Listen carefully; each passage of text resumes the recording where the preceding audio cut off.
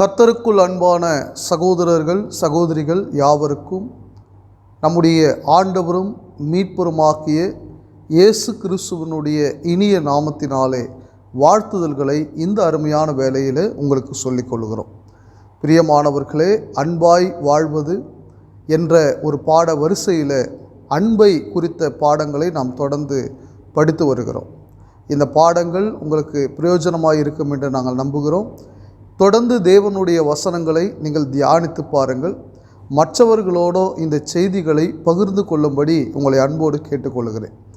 பிரியமானவர்களே, இன்றைக்கு நாம் படிக்க போகிற பாடத்தினுடைய தலைப்பு என்ன? அன்பும் பாஷையும் என்ற ஒரு தலைப்பின் கீழே தான் இன்றைக்கு தேவனுடைய வார்த்தையை நாம் படிக்க போகிறோம். ஆமாம், லவ் அண்ட் லாங்குவேஜ். அன்புக்கும் பாஷைக்கும் என்ன சம்மந்தம் இருக்குது அப்படின்னு ஒருவேளை நீங்கள் கேட்கலாம். நிச்சயமாக இந்த பாடத்தில் அன்புக்கும் பாஷைக்கும் எவ்வளவு சம்பந்தம் இருக்கிறது என்பதை நாம் கற்றுக்கொள்ள போகிறோம். இந்த பாடத்தினுடைய ஆரம்பம் முதல் முடிவு வரை நீங்கள் கவனமாய் கேட்கும்படி உங்களை அன்போடு கூட கேட்டுக்கொள்கிறேன். பிரியமானவர்களே, பாஷை அதாவது லாங்குவேஜ் அப்படின்னு நீங்கள் எடுத்துக்கிட்டீங்களான்னா, இந்த உலகத்தில் ஏராளமான மொழிகள் உள்ளது. ஏறக்குறைய 7000 மொழிகள் இந்த உலகத்தில் பேசப்படுகிறதாக சொல்லப்படுகிறது. பரிசுத்த வேதாகமத்தின்படி இந்த மொழிகள் எங்கே தோன்றியது பாருங்கள். ஆதி காலத்தில் தேவன் ஆதாமோடு பேசினார், ஆதாம் ஏவாள் பேசினார்கள், காயின் ஆபேல் பேசினார்கள், நோவாவின் குடும்பத்தார் பேசினார்கள். அந்த காலகட்டத்தை பொறுத்த வரைக்கும் ஒரே மொழி இருந்ததாக நாம் படிக்கிறோம். பாருங்கள், நாம் வாசிக்கலாம். ஆதியாகமம் புஸ்தகம் 11ஆம் அதிகாரத்துக்கு உங்கள் வேதாகமத்தை நீங்கள் திருப்பிக் கொள்ளுங்கள். அதில் 1வது வசனத்தை நீங்கள் கவனித்து பாருங்கள். பூமி எங்கும் ஒரே பாஷையும் ஒரே விதமான பேச்சும் இருந்தது. இந்த 11:1 முன்னாடி வரைக்கும், அதாவது ஏறக்குறைய ஆதியாகமம் புஸ்தகம் 10 அதிகாரங்கள் வரைக்கும் வாழ்ந்த மக்கள் ஒரே விதமான பாஷையும் ஒரே விதமான பேச்சையும் அவர்கள் பேசினார்கள். என்ன பாஷை அவங்க பேசியிருப்பாங்க அப்படின்றது நமக்கு தெரியாது. இன்றைக்கி பூர்வ மொழிகள் அப்படின்னு நிறைய மொழிகளை பட்டியலிடுறாங்க, தமிழ் உட்பட. ஸோ ஆதாம் ஏவாள் பேசின பாஷை எதுவென்பதை 100% உறுதியாக நம்மளால் சொல்ல முடியலனாலும் ஒரே பாஷையை ஆதி காலத்தில் வாழ்ந்த மனுஷர்கள் பேசினார்கள். விசேஷமாக இந்த 11ஆம் அதிகாரம் ஆதியாகமம் புஸ்தகத்தை பொறுத்த வரைக்கும் பர்த் ஆஃப் லாங்குவேஜஸ் அப்படின்னு நாம் சொல்லலாம். மொழிகளின் பிறப்பிடம். அந்த இடத்துல தான் மொழிகள் பிறக்கிறது. எந்த சூழ்நிலையில்? ஒரே விதமான பாஷையும் ஒரே விதமான பேச்சும் பேசின அந்த காலத்தில் வாழ்ந்த இந்த ஆதியாகமம் 11ஆம் அதிகாரத்தின் காலத்தில் வாழ்ந்த மக்கள் ஒரு பெரிய கோபுரத்தை கட்ட வேண்டும் என்று முயற்சி பண்ணுறாங்க. அதாவது அவங்க சுய எண்ணத்தின்படி அவங்க தப்பித்து கொள்வதற்காக, அவர்களுக்கு பேர் உண்டாகும்படியாக அவங்க ஒரு பெரிய கோபுரத்தை கட்டணும்னு முடிவு பண்ணும்பொழுது தேவன் என்ன செய்கிறார்னா, அவர்கள் பேசின பாஷைகளை தாறுமாறாக்கினார். பாருங்கள், நாம் வாசிக்கலாம். ஆதியாகமம் புஸ்தகம் 11ஆம் அதிகாரம் 7வது வசனத்தை நாம் கவனிப்போமானால், நாம் இறங்கி போய் ஒருவர் பேசுகிறதை மற்றொருவர் அறியாதபடிக்கு அங்கே அவர்கள் பாஷையை தாறுமாறாக்குவோம் என்றார். ஏன் அவங்க பாஷையை தாறுமாறாக்கணும்? ஏன்னா 6வது வசனத்தை நீங்கள் கவனிப்பீர்களானா, அப்பொழுது கர்த்தர், இதோ ஜனங்கள் ஒரே கூட்டமாய் இருக்கிறார்கள், அவர்கள் அனைவருக்கும் ஒரே பாஷையும் இருக்கிறது, அவர்கள் இதை செய்ய தொடங்கினார்கள், இப்பொழுதும் தாங்கள் செய்ய நினைத்தது ஒன்றும் தடைப்பட மாட்டாது என்று இருக்கிறார்கள். அப்போ இவங்க எல்லாரும் ஒரே பாஷைகளை பேசிக்கொண்டு தேவ சித்தத்தை அவர்கள் மறந்து அவங்க நினைத்தது யார் நினைச்சாலும் தடைப்படாது என்ற எண்ணத்தில் அவங்க அந்த கோபுரத்தை கட்ட ஆரம்பித்தாங்க. அப்போ தான் தேவன் என்ன செய்கிறார்னா, இந்த பாஷைகளை தாறுமாறாக்கிறார். பலவிதமான பாஷைகள் அன்றைக்கு பிறக்கிறத நாம் பார்க்கலாம். பாருங்கள், நாம் வாசிக்கலாம் 9வது வசனத்தை. பூமியெங்கும் வழங்கின பாஷையை கர்த்தர் அவ்விடத்தில் தாறுமாறாக்கினபடியால் அதன் பேர் பாபேல் எண்ணப்பட்டது. கர்த்தர் அவர்களை அவ்விடத்திலிருந்து பூமியின் மீதெங்கும் சிதறிப்போக பண்ணினார். பிரியமானவர்களே, இந்த உதாரணத்தில் நாம் கற்றுக்கொள்ள வேண்டிய முக்கியமான பாடம் என்னென்னா, எத்தனை பாஷைகள் இந்த உலகத்தில் இருந்தாலும் அந்த பாஷைகளை உண்டாக்கினவர் தேவன் என்பதை மறந்துடாதீங்க. சில நேரத்தில் மொழிகள் பேசக்கூடியவர்களுக்குள்ள எந்த மொழி பெரியது அப்படின்ற ஒரு யோசனை வரலாம். ஒரே ஒரு காரணத்தை நீங்கள் புரிந்து கொள்ளுங்கள். மொழிகள் என்பது தேவனால் உண்டாக்கப்பட்டது. அப்போ இங்கே ஒரே விதமான மொழிகளை பேசினவர்கள் ஒரு கோபுரத்தை கட்ட நினச்சாங்க. தேவனை விட்டுவிட்டு, தேவ சித்தத்தை அங்கே விட்டுவிட்டு, தேவன் அவர்களுடைய பாஷைகளை தாறுமாறாக்கின பொழுது அவர்கள் எல்லோரும் பிரிந்து பூமி எங்கும் அங்கே சென்றார்கள். வெவ்வேறு தேசத்துக்கு போகிறாங்க. அந்த இடத்துல வெவ்வேறு மொழிகளை அவங்க பேசி கொண்டிருக்கிறாங்க. இன்றைக்கி நான் சொன்ன ஏறக்குறைய 7000 மொழிகள் இந்த உலகத்தில் உண்டு. இப்போது இந்த பாடத்திலிருந்து அப்படியே நாம் கடந்து போவோமானா அப்போஸ்தலர் 2ஆம் அதிகாரத்தில் இல்லைங்களா, அப்போஸ்தலர் நடபடிகள் 2ஆம் அதிகாரத்தில் பெந்தேகோஸ்தே நாளின் பொழுது அங்கே பாஷை என்பதை குறித்து நாம் படிக்கிறோம். உங்களுக்கு தெரிஞ்ச ஒரு உதாரண பகுதி தான் அது. அப்போஸ்தலர் நடபடிகள் 2ஆம் அதிகாரம். பற்பல பாஷைகளை பேசின அப்போஸ்தலர்களை குறித்து நாம் படிக்கிறோம். பாருங்கள், உங்களுக்கு ஏற்கனவே நான் சொன்னது போல் பலவிதமான பாஷைகள் உலகத்தில் உண்டு. ஆனால் எல்லா பாஷைக்கும் ஒரு அர்த்தம் உண்டு. அர்த்தம் இல்லாததற்கு பேர் பாஷை இல்லை அப்படின்றத நீங்கள் புரிஞ்சுக்கங்க.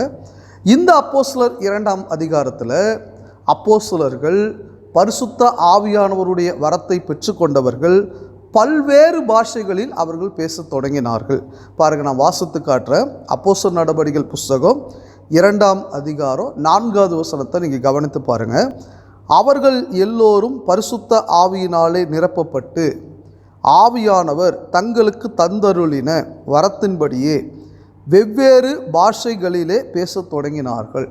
பிரியமானவர்களே, பரிசுத்த ஆவியினுடைய வரத்தினாலே சில பாஷைகளை மாத்திரம் தெரிந்த அப்போஸ்தலர்கள், மேக்சிமம் இவங்களுக்கு எபிரேய மொழி தெரிந்திருக்கலாம், அராமிக் மொழியில் அவங்க பேசியிருக்கலாம், இல்லைங்களா, கிரேக்க மொழிகள் சில அவங்களுக்கு தெரிந்திருக்கலாம். அந்த காலத்தில் வாழ்ந்த யூதர்களுக்கு பெரும்பாலும் இந்த மொழி தெரியும். அலுவலக மொழியான லத்தீன் மொழியை கூட சிலர் அறிந்திருந்திருக்கலாம். ஆனால் இந்த இடத்துல அந்த மொழிகள் அல்லாது பல்வேறு மொழிகளிலே அவர்கள் பேசினார்கள். பிரியமானவர்கள், இது எப்படி சாத்தியமாயிற்று? ஏன்னா நீங்கள் ஏறக்குறைய 9வது வசனத்திலிருந்து 11வது வசனம் வரைக்கும் நீங்கள் வாசித்து பார்ப்பீர்களானால் பல்வேறு நாட்டை சார்ந்தவர்கள் அங்கே வந்திருக்கிறாங்க. அவங்க மொழியில் அங்கே அவர்கள் தேவனுடைய மகத்துவங்களை பேசினதாக நாம் என்ன செய்கிறோன்னா படிக்கிறோம். பாருங்கள், ஆதியாகமம் 11ஆம் அதிகாரத்தில் மொழிகள் தாறுமாறாக்கப்படும் பொழுது எல்லோரும் பிரிந்து சென்றார். அப்போஸ்தலர் 2ஆம் அதிகாரத்தில் பல்வேறு மொழிகளை பேசக்கூடியவர்கள் ஒன்றாக இணைகிறார்கள். உண்மையாகவே ஒரு ஆச்சரியமான ஒரு விஷயந்தான். எப்படி அவங்க ஒன்றாக இணைந்தாங்க? பல்வேறு மொழி பேசக்கூடியவர்கள் எப்படி ஒன்றாக இணைந்தாங்க? பாருங்கள், தேவனுடைய மகத்துவங்களை அப்போஸ்தலர்கள் அவர்கள் புரிந்து கொள்ளக்கூடிய மொழியில் அங்கே பேசின பொழுது, சுவிசேஷத்தை அவர்களுக்கு அங்கே சொன்ன பொழுது நீங்கள் வாசித்து பாருங்கள். அப்போஸ்தலர் நடவடிக்கைகள் புஸ்தகம் 2ஆம் அதிகாரம் 41வது வசனத்தில் அவனுடைய வார்த்தையை சந்தோஷமாய் ஏற்றுக்கொண்டவர்கள், பல்வேறு மொழி பேசக்கூடியவர்கள் சந்தோஷமாய் ஏற்றுக்கொண்டவர்கள் அன்றைய தினம் ஏறக்குறைய 3000 பேர் சேர்த்து கொள்ளப்பட்டார்கள். எத்தனை பேர் அங்கே ஞானஸ்நானம் எடுத்தாங்களா? ஏறக்குறைய 3000 பேர். இந்த 3000 பேரும் பல்வேறு மொழிகளை பேசினவர்கள். ஆனால் கிறிஸ்து இயேசுவுக்குள்ளாக ஞானஸ்நானம் பெற்ற உடனே அவங்க எப்படி இருந்தாங்க? நீங்கள் தொடர்ந்து அந்த 42வது வசனத்தை வாசித்து பார்ப்பீர்களானால் அவர்கள் அப்போஸ்தலருடைய உபதேசத்திலும் அந்நியோன்யத்திலும் அப்பம் பிட்குதலிலும் ஜெபம் பண்ணுதலிலும் உறுதியாய் தரித்திருந்தார்கள். குறிப்பாக நீங்கள் கவனிக்க வேண்டிய ஒரு வார்த்தை என்னென்னா, அவர்கள் பல்வேறு பாஷைகளை அங்கே பேசினவர்களாக இருந்தாலும் அந்நியோன்யத்தில், அதாவது ஐக்கியத்தில் அவர்கள் உறுதியாய் தரித்திருந்தார்கள். பாருங்கள், இன்னும் கூட அவர்களுடைய ஐக்கியத்தை இந்த அதிகாரத்தில் நாம் படிக்கிறோம். 44வது வசனத்தை நீங்கள் கவனித்து பாருங்கள். விசுவாசிகள் எல்லோரும் ஒருமித்திருந்து சகலத்தையும் பொதுவாய் வைத்து அனுபவித்தார்கள். அப்போது கிறிஸ்துவுக்குள்ளே நாம் வரும்பொழுது நம்முடைய மொழி எதுவாக இருந்தாலும், எந்த மொழியை நாம் விரும்பினாலும், எந்த மொழியை நாம் பேசினாலும் நாம் எல்லாரும் கிறிஸ்துவுக்குள் ஒன்றாக இருக்கிறோம் என்பதை மறந்துடாதீங்க. ஆதியாகமம் 11ஆம் அதிகாரத்தில் மொழியினாலே பிரிவினை வந்திருக்கலாம். ஆனால் அப்போஸ்தலர் 2ஆம் அதிகாரத்தில் எந்த மொழி பேசினவர்களாக இருந்தாலும் அவர்கள் கிறிஸ்துவுக்குள் வரும்பொழுது எல்லோரும் ஒன்றுதான். மொழிகள் பேசுகிறவர்களுக்குள்ள பிரிவினைகள் இருக்கக்கூடாது. நல்லா புரிஞ்சுக்கங்க. கலாத்தியர் நிருபம் 3ஆம் அதிகாரத்துக்கு உங்கள் வேதாகமத்தை நீங்கள் திருப்பிக் கொள்வீர்களானால், கலாத்தியர் நிருபம் 3ஆம் அதிகாரம் 27, 28 ஆகிய வசனங்களை நீங்கள் கவனித்து பாருங்கள். ஏனெனில் உங்களில் கிறிஸ்துவுக்குள்ளாக ஞானஸ்நானம் பெற்றவர்கள் எத்தனை பேரோ அத்தனை பேரும் கிறிஸ்துவை தரித்து கொண்டீர்களே. யூதன் என்றும் கிரேக்கன் என்றும் இல்லை, அடிமை என்றும் சுயாதீனன் என்றும் இல்லை, ஆண் என்றும் பெண் என்றும் இல்லை, நீங்கள் எல்லோரும் கிறிஸ்து இயேசுவுக்குள் ஒன்றாய் இருக்கிறீர்கள். பிரியமானவர்களே, அப்போ கிறிஸ்துவுக்குள் வந்த பிறகு எந்த மொழி பேசுகிறவர்களாய் இருந்தாலும் அவர்கள் ஒன்று தான். கிறிஸ்துவின் பார்வையில் ஒன்று தான், தேவனுடைய பார்வையில் ஒன்று தான், சபையாக வாழக்கூடிய நம்முடைய பார்வையில் ஒன்று தான். ஆனாலும் பாருங்கள், நிறைய பேர் கிறிஸ்துவுக்குள் வந்தவர்கள் கூட இந்த மொழியை வைத்து பிரிவினையான சிந்தனைகள் யோசிக்கிறவர்கள் நிறைய பேர் இன்றைக்கி உலகத்தில் உண்டு. நாங்கள் தான் சிறந்தவர்கள், இந்த மொழி பேசக்கூடியவங்களை உள்ளே சேர்க்காதீங்க, அந்த மொழி பேசக்கூடியவர்கள்கிட்ட நீங்கள் ஜாக்கிரதையாக இருங்க. இதில் என்ன ஒரு ஆச்சரியமான விஷயம்னா, எல்லா மொழி பேசக்கூடியவர்களும் மற்ற மொழி பேசக்கூடியவர்களை அப்படி தான் சொல்கிறாங்க. இந்த மொழி பேசக்கூடியவங்ககிட்ட நீங்கள் ஜாக்கிரதையாக இருங்க அப்படின்னு சொல்கிறாங்க. பிரியமானவர்களே, மொழியை வைத்து நம்முடைய ஐக்கியம் பிரிக்கப்படக்கூடாது. நல்லா நீங்கள் புரிஞ்சுக்கங்க. கிறிஸ்துவுக்குள்ள விசேஷமாக முதல் நூற்றாண்டு சபையிலேயே இந்த பிரச்சனை இருந்தது. பாருங்கள், அப்போஸ்தலர் நடபடிகள் புஸ்தகம் 6ஆவது அதிகாரம் 1வது வசனத்தை நீங்கள் கவனித்து பார்ப்பீர்களானா, அங்கே ஒரு பிரச்சனை வருது சபையில். ஆரம்பத்தில் ஐக்கியமாக இருந்த அந்த சபையில் ஒரு முறுமுறுப்பு அங்கே வருகிறது. அந்த முறுமுறுப்புக்கான காரணம் என்னன்றதை பாருங்கள். அப்போஸ்தலர் நடபடிகள் புஸ்தகம் 6வது அதிகாரம் 1வது வசனம் பாருங்கள். அந்நாட்களிலே சீஷர்கள் பெருகின போது நிறைய பேர் அங்கே கிறிஸ்துவுக்குள்ளே வந்து கொண்டிருக்கிறாங்க. கிரேக்கரானவர்கள் தங்கள் விதவைகள் அன்றாட விசாரணையில் திட்டமாய் விசாரிக்கப்படவில்லை என்று எபிரேயருக்கு விரோதமாய் முறுமுறுத்தார்கள். யார் அந்த கிரேக்கர்கள், யார் அந்த எபிரேயர்கள்? பாருங்கள், 2 தரப்பினரும் யூதர்கள் தான். இவங்க கிரேக்கர்கள்னால் நீங்கள் 100% புறஜாதி அப்படின்னு இவங்களை நினைக்க முடியாது. ஏன்னா அப்போஸ்தலர் 10ஆம் அதிகாரத்தில் கொர்நேலியு தான் முதல் ஒரு புறஜாதியாராக இருந்து ரட்சிக்கப்பட்டார். அப்போ இதுவரைக்கும் ரட்சிக்கப்பட்டவர்கள் யூதர்கள் தான். அப்போ அந்த கிரேக்கர்கள் என்று சொல்லக்கூடியவர்களும் யூதர்கள் தான். அப்போ யார் இவங்க? இந்த கிரேக்கர்கள்னு சொல்லக்கூடியவங்க யூதா தேசத்தில் வாழாமல் வேறு நாடுகளில் வாழ்ந்து கிரேக்க மொழி பேசக்கூடிய கிரேக்க கலாச்சாரத்தின்படி வாழக்கூடிய மக்கள் இவங்க. இப்போ இவங்க கிறிஸ்துவுக்குள்ளே ஞானஸ்நானம் எடுத்து இருக்கிறாங்க. இவங்க ஒரு குற்றச்சாட்டு வைக்கிறாங்க, எங்கள் விதவைகளை எபிரேய மொழி பேசக்கூடியவர்கள், அந்த எபிரேயர்கள் எங்களை சரியாக விசாரிக்கலை அப்படின்னு முறுமுறுத்தாங்க. சபையில் முதல் வந்த பிரச்சனையை நீங்கள் யோசிச்சு பாருங்கள். இப்படி ஒரு பிரிவினை இருந்ததாக அங்கே வருகிறது. அப்போஸ்தலர்கள் என்ன பண்ணுறாங்கன்னா, ஞானமாக ஒரு 7 பேரை அவங்க செலக்ட் பண்ணி இவங்க இனிமேல் பந்தி விசாரணை செய்வாங்கன்னு சொல்லி அந்த பிரச்சனையை அவங்க முடிச்சு வச்சாங்க. பிரியமானவர்களே, இன்றைக்கும் அநேக சபைகளில் இந்த மொழி பிரச்சனை பெரும் பிரச்சனையாக இருக்குது. நான் மறுபடியும் சொல்கிறேன், நாம் எந்த குடும்ப பின்னணியை சேர்ந்தவர்களாக இருந்தாலும், எந்த ஊரை சேர்ந்தவர்களாக இருந்தாலும், எந்த மொழி பேசக்கூடியவர்களாக இருந்தாலும், நாம் கிறிஸ்துவுக்குள் இருப்போமானால் நிச்சயமாக நமக்குள்ள பிரிவினை இருக்கக்கூடாது. கிறிஸ்துவுக்குள் இல்லாதவர்களிடத்தில் நம்ம ஒரு விரோதியை போல நடக்கணும்னு அவசியம் இல்லை. அவங்களே நாம் நேசிக்கணும். அவர்களும் தேவனால் உண்டாக்கப்பட்ட மனுஷர்கள். நீங்கள் இந்த மொழி பேசுகிறதுனால உயர்ந்தவர்கள் என்றும், நீங்கள் இந்த ஸ்லாங்கில் இந்த மொழியில் பேசுகிறதுனால நீங்கள் தாழ்ந்தவர்கள் என்றும் யாரையும் நாம் மதிப்பிடக்கூடாது. இது வேதத்தின்படி தவறானது. இப்படிப்பட்ட சூழ்நிலையில் தான் அப்போஸ்தலனாகிய பவுல் ஒரு வார்த்தை அவர் சொல்கிறார். பாருங்கள், நான் வாசிக்கலாம். 1 கொரிந்தியர் புஸ்தகம் 13ஆம் அதிகாரம் 1வது வசனத்தை நான் வாசிக்கலாம். பாருங்கள், நான் மனுஷர் பாஷைகளையும் தூதர் பாஷைகளையும் பேசினாலும். அப்போ உண்மையாகவே தூதருக்குன்னு ஒரு பாஷை இருக்குதா? அப்படி வேதத்தில் நம்ம படிக்கல. உதாரணத்துக்காக பவுல் இங்கே சொல்கிறார், ரைட்டுங்களா? எந்த பாஷைகளை பேசினாலும்னு அர்த்தம்.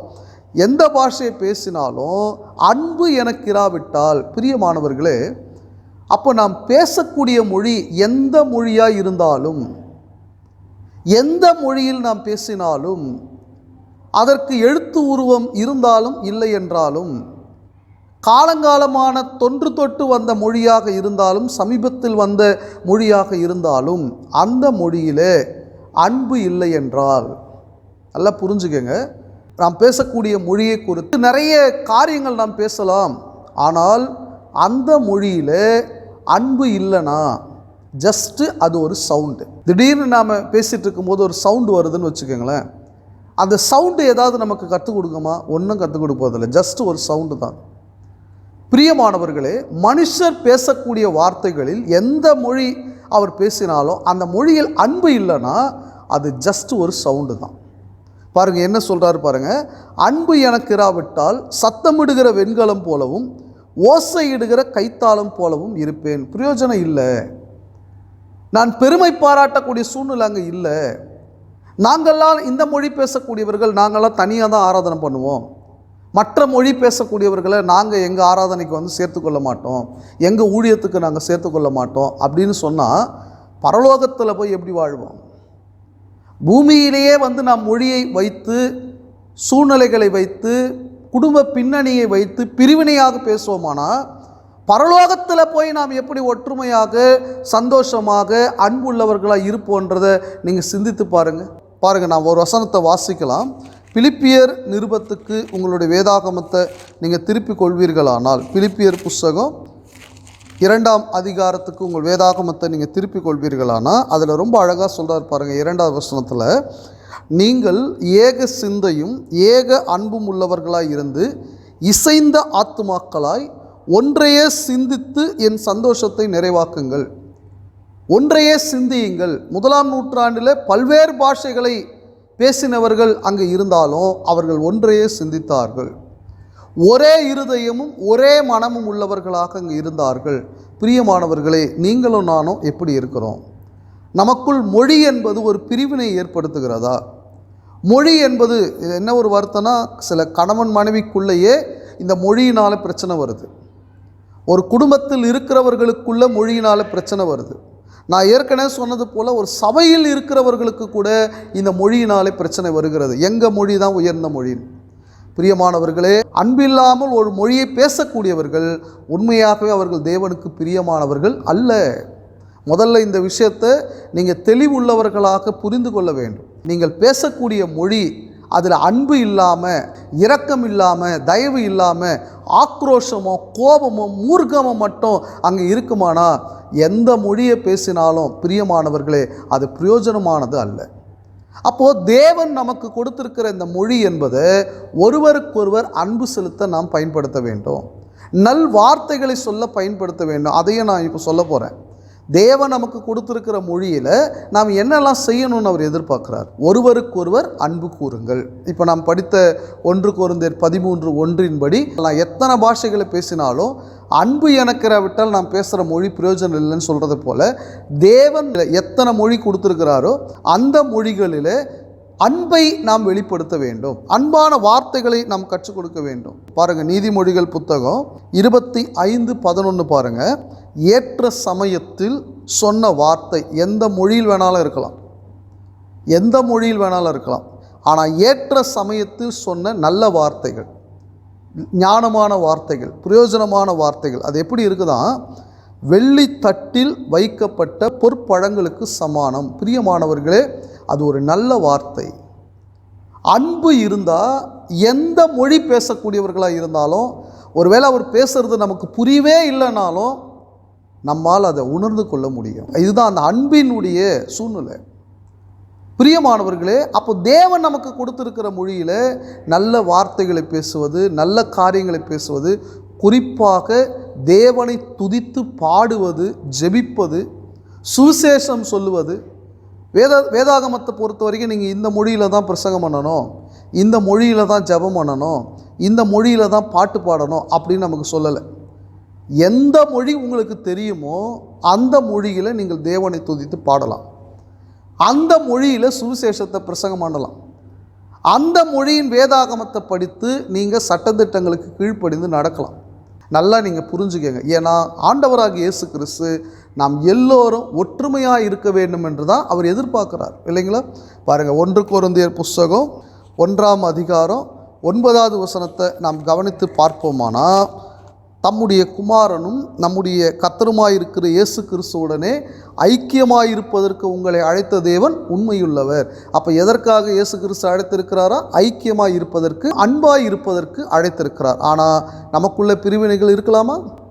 முதலாம் நூற்றாண்டில் ஒரு சில பிரிவினைகள் இருந்தது. பாருங்கள், 12ஆம் வசனம். உங்களில் சிலர் என்ன சொல்லிக்கிட்டாங்க பாருங்கள். ஒரு குரூப்பு நான் பவுலை சேர்ந்தவன், இன்னொரு குரூப்பு நான் அப்பல்லோவை சேர்ந்தவர், இன்னொரு குரூப்பு நான் கேபாவை சேர்ந்தவர், மற்றொரு குரூப்பு நான் கிறிஸ்துவை சேர்ந்தவன் சொல்கிறாங்க. அப்போ அவர் கேட்குறாரு, கிறிஸ்துவை தவிர வேறு யார் இருக்கிறா? நீங்கள் ஏன் மனிதர்களுடைய பெயர்களை சொல்கிறீங்கன்றார். இப்போ அதே மாதிரி தான் இன்றைக்கி மொழி நீங்கள் எடுத்துக்கிட்டாலும் சில பேர் நாங்கள் இந்த மொழியை சார்ந்தவங்க, இந்த மொழிக்கு தான் வேல்யூ ஜாஸ்தி அப்படின்னு சொல்லி மொழியின் அடிப்படையில் பிரிந்திருக்கிறார்கள். ஒரு மொழியை பேசக்கூடியவர்கள் மற்றொரு மொழியை பேசக்கூடியவர்களை தவறானவர்களாகவும் அவர்கள் கீழானவர்கள் போலவும் அங்கே பேசுகிறத நாம் பார்க்க முடியும். பிரியமானவர்களே, இது மிகப்பெரிய தவறு. எல்லா மொழிகளும் நான் ஆரம்பத்தில் சொன்னது போல தேவனால் உண்டாக்கப்பட்டவைகள். அந்த மொழியில் நாம் என்ன செய்யணும்னு அவர் எதிர்பார்க்குறாரு? ஒருவருக்கொருவர் அன்பு கூறுங்கள், நல் வார்த்தைகளை பேசுங்கள், தேவனை துதித்து பாடுங்கள், ஜெபியுங்கள், குறிப்பாக சுவிசேஷம் சொல்லுங்கள். அந்த மொழியை நீங்கள் சரியாக பயன்படுத்துனீங்கன்னா நாம் நம்மை முதலாவது ஆதாயப்படுத்தி கொள்ளுகிறோம், பிறகு மற்றவர்களையும் நாம் ஆதாயப்படுத்துகிறோம். பிரியமானவர்களே, நீங்கள் எந்த மொழி பேசினாலும் அந்த மொழியில் தேவையில்லாத வார்த்தைகளை பயன்படுத்தினா என்ன நடக்கும்? கடைசியாக அந்த வசனத்தை நான் படித்து முடிக்கிறேன். மத்தேயு எழுதின சுவிசேஷம் 12ஆம் அதிகாரத்துக்கு உங்கள் வேதாகமத்தை நீங்கள் திருப்பிக் கொள்வீர்களானால் 36வது வசனத்தை பாருங்கள். மனுஷர் பேசும் வீணான வார்த்தைகள் யாவையும் குறித்து, எந்த லாங்குவேஜாக வேணால் இருக்கலாம், நான் சொல்கிறது உங்களுக்கு புரிய நினைக்கிறேன் இல்லையா? எந்த லாங்குவேஜாக வேணால் இருக்கலாம். ஆனால் வீணான வார்த்தைகள் நாம் பேசுவோமானால் அதில் அந்த வீணான வார்த்தைகள் யாவையும் குறித்து நியாய தீர்ப்பு நாளிலே கணக்கு ஒப்புவிக்க வேண்டும் என்று உங்களுக்கு சொல்லுகிறேன் அப்படின்னு ஆண்டவர் சொல்கிறார். பிரியமானவர்களே, நாம் பேசுகிற மொழி எதுவாக இருந்தாலும் சரியாக பயன்படுத்துவோம். அன்பின் வார்த்தைகளை நாம் வெளிப்படுத்துவோம். இந்த உலகத்தில் தேவன் நமக்கு கொடுத்திருக்கிற இந்த அன்பை மற்றவர்களுக்கு நாம் வெளிப்படுத்துவதற்காக நம்முடைய மொழியை சரியாக பயன்படுத்துவோம். நாம் எந்த மொழி பேசக்கூடியவர்களாய் இருந்தாலும் நமக்குள்ளே ஐக்கியம் உள்ளவர்களாய், நமக்குள்ளே ஒற்றுமை உள்ளவர்களாய், தேவனுடைய பிள்ளைகளாய் நாம் இணைந்து நியாய தீர்ப்புக்கு பிறகு நாம் பரலோகம் போவோம். தேவன் அதற்கு நமக்கு உதவி செய்வார். ஆண்டவராக இயேசு கிறிஸ்துவானவர் அப்படிப்பட்ட ஒரு வாய்ப்பை நமக்கு கொடுப்பார். நாம் சத்தியத்தின்படி வாழ்வோம். பொறுமையோடு இந்த வசனங்களை கேட்ட உங்கள் யாவரின் தேவன் தாமே ஆசீர்வதித்து வழி நடத்துவாராக. அன்பானவர்களே, தேவனை ஆவியோடும் உண்மையோடும் ஆராதிக்க உங்களை கிறிஸ்துவின் சபையார் அன்புடன் அழைக்கிறோம். கொளத்தூரில் ஆராதனை நேரம் ஞாயிறு காலை 9:30 மணி மற்றும் மாலை 5 மணி. கூடுமிடும் எண் 9 அரிதாஸ் முதல் குறுக்கு தெரு, கொளத்தூர், சென்னை 99. நீங்கள் ஆராதனையில் பங்கு பெற்று தேவனுடைய ஆவிக்குரிய ஆசீர்வாதத்தை பெறும்படி அன்புடன் அழைக்கிறோம்.